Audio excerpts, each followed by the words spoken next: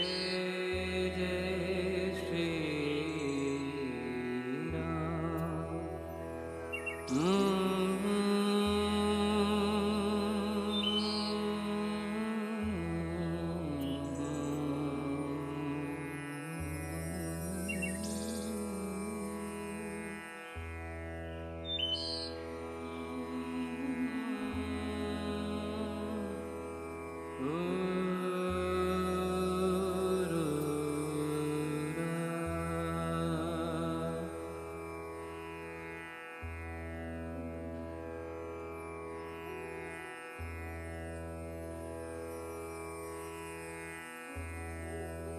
बड़े ही सौभाग्य से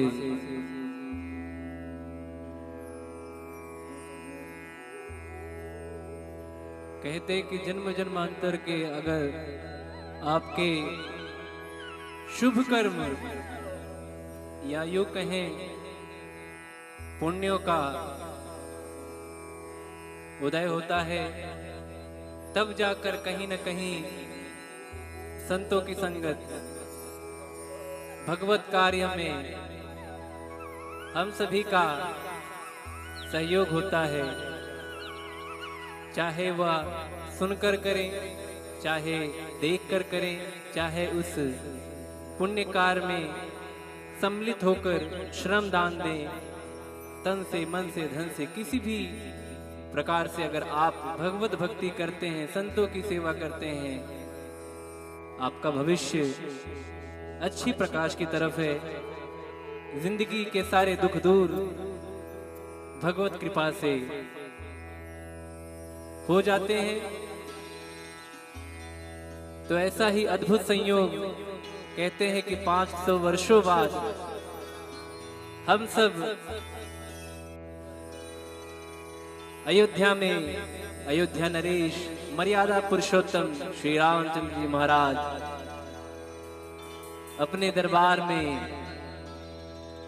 विराजमान हुए और कहते हैं कि तिथि के अनुसार इस वर्ष भी ये संयोग आज का बना है। लोग कहते हैं कि हैप्पी न्यू ईयर 2025, लेकिन अपने सनातन धर्म में तिथियों के अनुसार नए वर्ष की शुरुआत होती है। वैसे ही तिथियों के अनुकूल हम समस्त भक्त आज प्रभु के दरबार में प्रभु के इस भव्य प्रभु श्री राम का गुणगान करेंगे, प्रभु के चरणों में अपनी हाजिरी लगाएंगे। समस्त भारत सनातन धर्म के अनुकरण करते हुए सारा संसार भगवामय हो गया है। चाहे वो हम हिंदू कोई धर्म नहीं, हिंदू एक भाव है। और भारत ही नहीं अपितु भारत के बाहर विदेशों में भी प्रभु श्री राम नाम का डंका बज रहा है। और कहते हैं कि लोग आज श्री राम जी का नाम संकीर्तन करते हैं, नाम लेते हैं। बड़ी बड़ी लोगों को लगता है कि ये सब कुछ आसान था, लेकिन श्री राम जी क्या थे, क्यों थे और कैसे थे, आइए उस विषय पर थोड़ा प्रकाश डालें। आप सभी के भाग्य उदय हैं, क्योंकि आप धर्म कार्य में सम्मिलित हैं।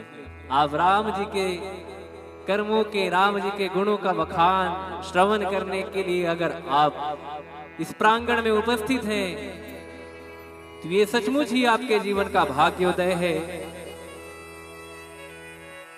और कहते हैं कि राम जी, हर कोई चाहता है कि हमारे जीवन में राम जी जैसा पुत्र, राम जी जैसा पिता, राम जी जैसा शासक, राम जी जैसा पति, राम जी को किसी न किसी रिश्तों में बांध कर वो अपना बनाना चाहता है। लेकिन राम जी इतने महान बने तो कैसे बने? राम जी का जन्म त्रेता युग में प्रभु श्री हरि के सातवें अवतार स्वरूप प्रभु श्री राम जी ने धरती पर अवतरित होकर भक्तों का कल्याण करने के लिए मां कौशल्या की प्रांगण में पधारे। और ये मां कौशल्या दशरथ जी वही हैं जो स्वयं भूमनु और शत्रुपा,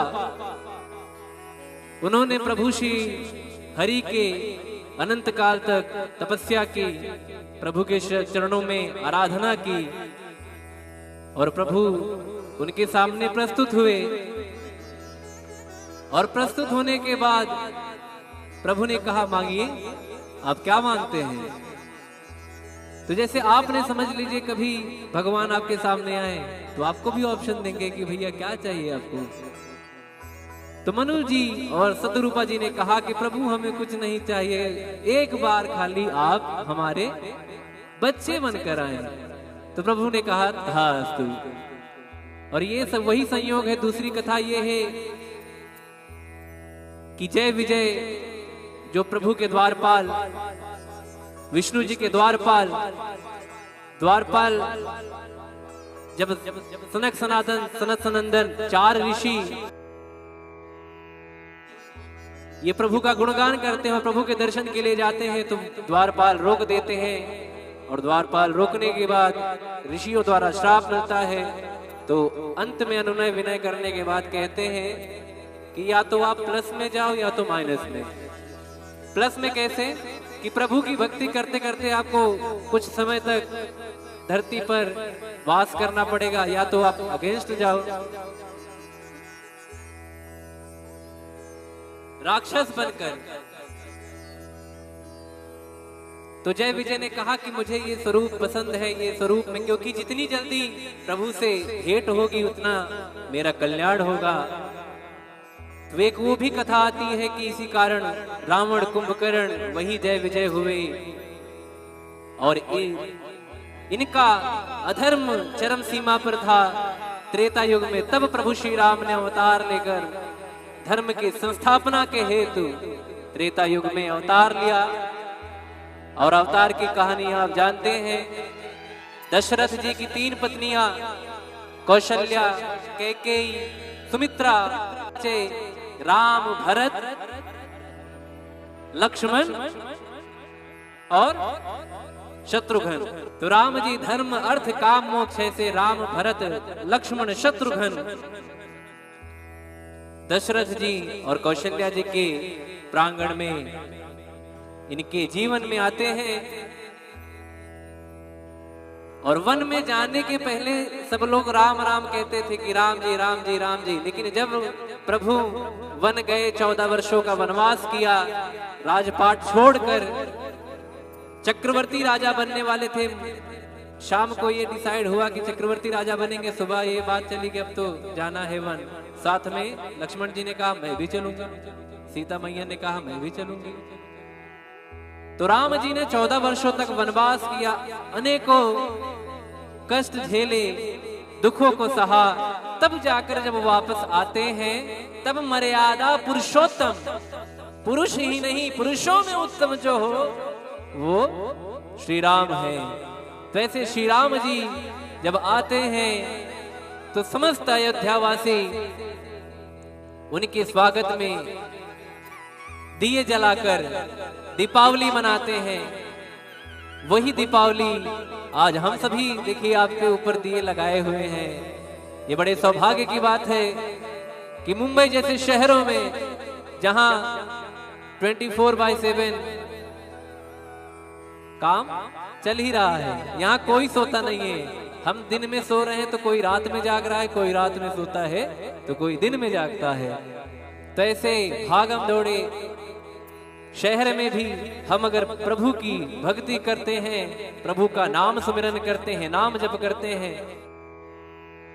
आए हुए समस्त भक्तों का कार्यकारिणी समिति मैनेजमेंट टीम की तरफ से और मैं धीरज शुक्ला अपने समस्त ब्राह्मण वृंद भक्तों की तरफ से आप सभी का हार्दिक स्वागत अभिनंदन करता हूं।